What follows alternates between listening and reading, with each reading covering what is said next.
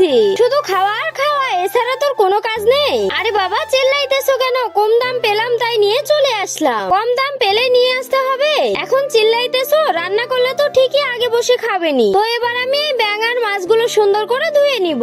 এগুলো রান্না করতে বিরক্ত লাগলেও খেতে কিন্তু অনেক মজা লাগে। তো এবার আমি এগুলো সুন্দর করে কেটে দুইটা গামলাতে তুলে নিব।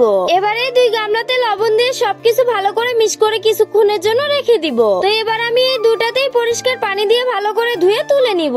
এবার আমি এই দুটাতে লবণ আর পাউডার দিয়ে সুন্দর করে মিক্স করে নিব। তো আমার রান্নাটা দেখার আগে চ্যানেলটাকে একটু সাবস্ক্রাইব করে দাও প্লিজ। এবার আমি কড়াইতে তেল দিয়ে সব মশলাপাতি দিয়ে সবকিছু মিক্স করে পরিমাণ মতো পানি দিয়ে দিব। এই রিয়া কই তুই? আমি চলে এসেছি।